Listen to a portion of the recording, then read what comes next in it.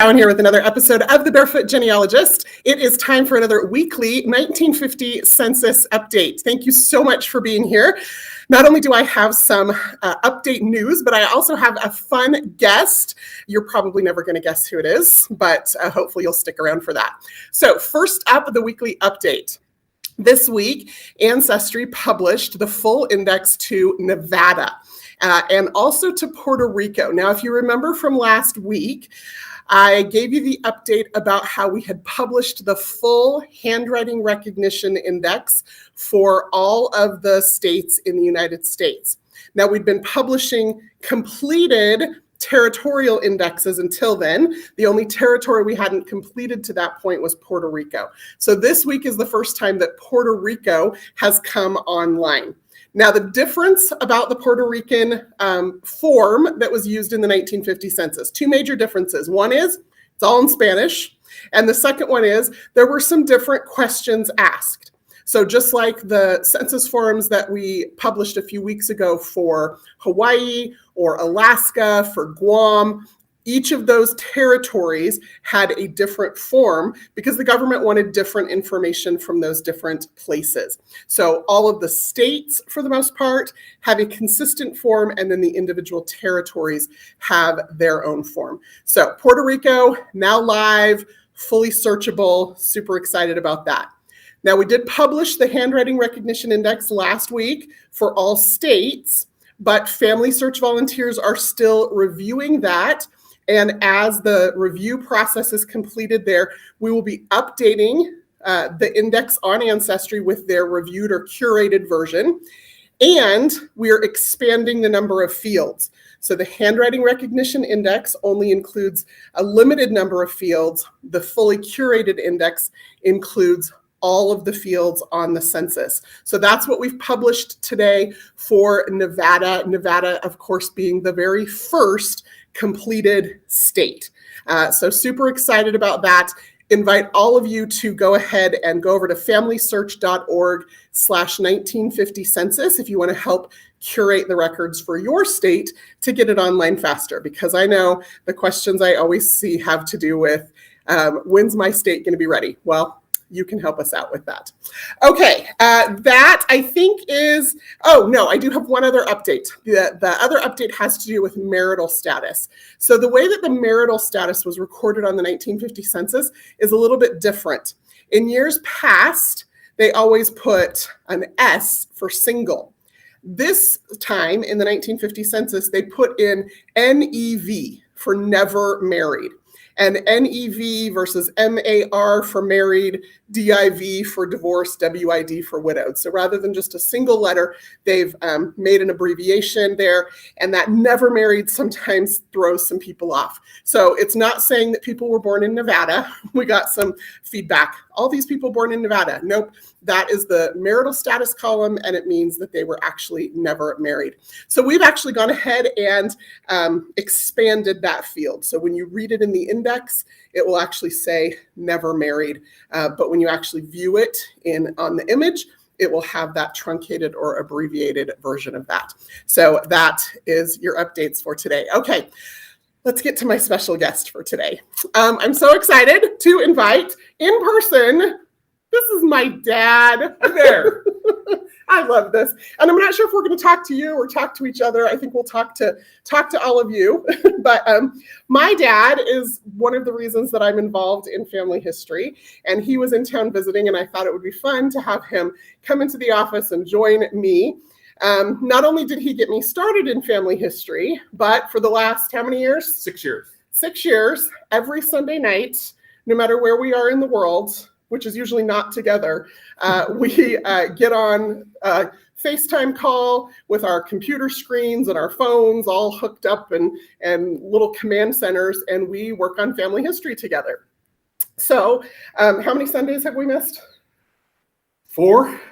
Maybe four Sundays? In the last 6 years, okay. Yes. I think one Sunday he was in the Netherlands and I was in Ireland, and we were still doing it. Yes. I was in Poland once and he was in Oregon, and we were like, wherever we are in the world. It's pretty great. So what do we do? You want to explain that? Sure. Typically what we do is we go through our DNA matches to see especially the ones where we have the common ancestor hint. It tells us who they are and how they're related to us, and we do the research to fill in all the blanks that are not in our current tree. And it makes it for an exciting time because we find people that we've never known before.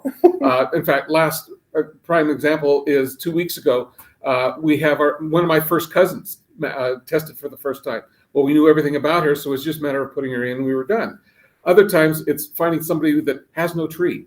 And then we have to go through, and Crista's our magician for this whole thing. So we have to go through newspaper articles or through obituaries, different things that we go through to find it. And while she's doing a lot of the research, I'm doing a lot of the typing, and we work together to make it happen a lot faster. We spend 4 hours, sometimes 5 hours on a Sunday night, starting for me at 8:30 at night, and for her 9:30 at night.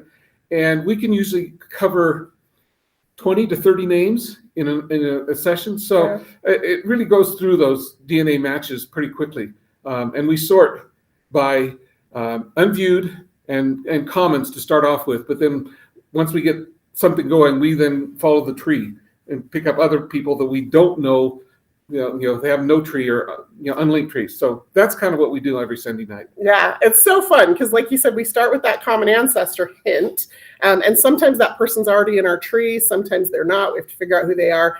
And then once we've figured out who they are and put them into our tree, we go look at the shared matches, because then typically those people are all going to be descendants of that same common ancestor couple that we've uncovered. And we use newspapers, we use city directories, but one of the challenges that we have often is that privacy issue, which I fully respect, but the fact that living people are automatically privatized in trees on Ancestry means if the person who tested has a parent or a grandparent who's still living, we have to figure out who that person is. And so we've been anxiously waiting for the 1950 census. Since it's been out now this is week 6 since the census was released. Any idea how much we've used it?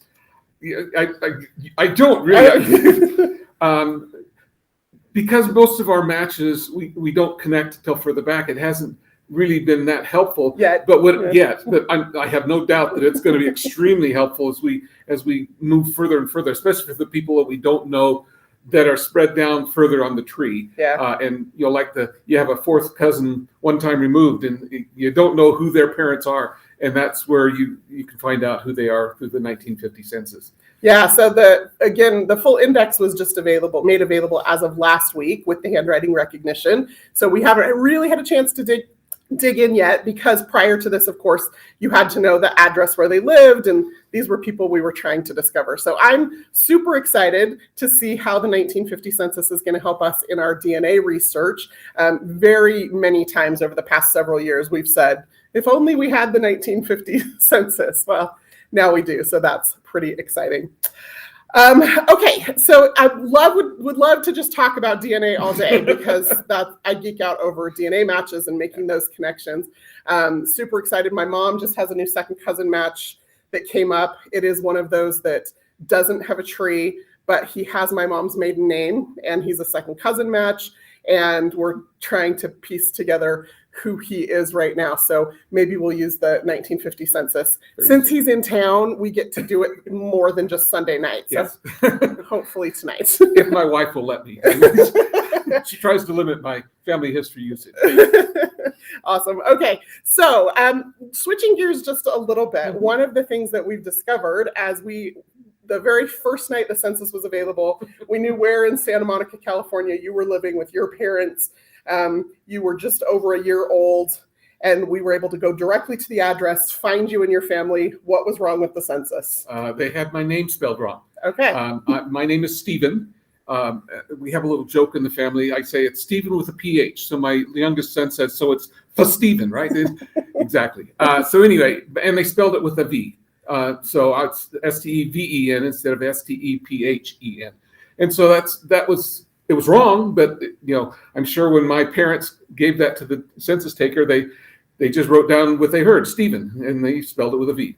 Okay, so sometimes the information that is on the actual image of the census is wrong. And there's nothing we can do to go back and correct the original census. And as we are reviewing that census over on Family Search, we want to make sure that we review it. When we review it, we write what's seen. We don't change it or correct it based on what we think we know about that person or how their name might have been spelled. However, once those records come over onto Ancestry and the full index is available, so again, all the territories now have the full completed index. The state of Nevada now has the full completed index. Everything else is just the handwriting recognition index. And so those aren't complete yet, but anything that's completed on Ancestry, once you get that, you can add, we call it a correction, but really it's an alternate piece of information. So when you're viewing the image, just click the little index icon down in the bottom center of the image next to the page number. That'll pop up the index, and that will allow you to add an alternate piece of information. When you do that, you'll be asked why you're correcting the record.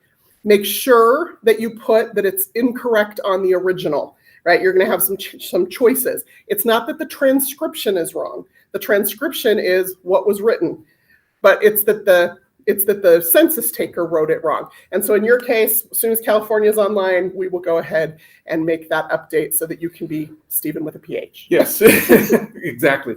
And we're going to have the same issue on my wife's side of the family. She has a grandmother. Her name is Lenore Algerine Kerr. And the census taker obviously talked to her husband because he called her Allie. Yeah. And so in the census, her name is Allie, but her real name is Lenore Algerine. So it's that kind of thing that it makes it difficult for us when we're trying to find some people.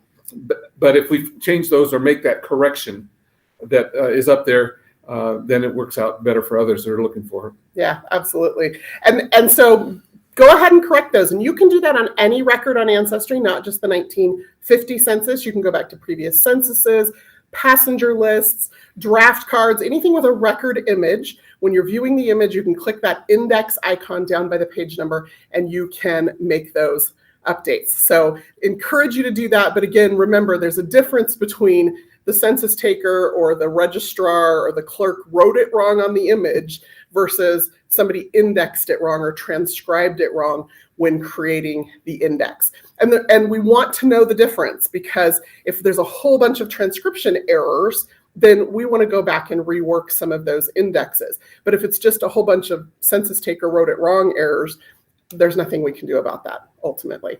Okay, I'm just double checking to make sure 15 minutes goes fast, y'all.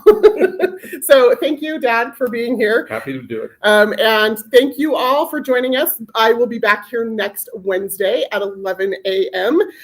Mountain Time. And if you want to join me, then that would be fantastic. And just a reminder, if you are discovering anything interesting or inspiring or surprising in the 1950 census, we would love to hear about that. So just grab your cell phone and your nearest teenager, have them record you making a quick 2-minute video that you can share that story. And you can send that to us at ancestrysubmissions.com/census. Until next time, I'm Crista Cowan. And I'm my Stephen dad. Cowan. Have fun climbing your family tree.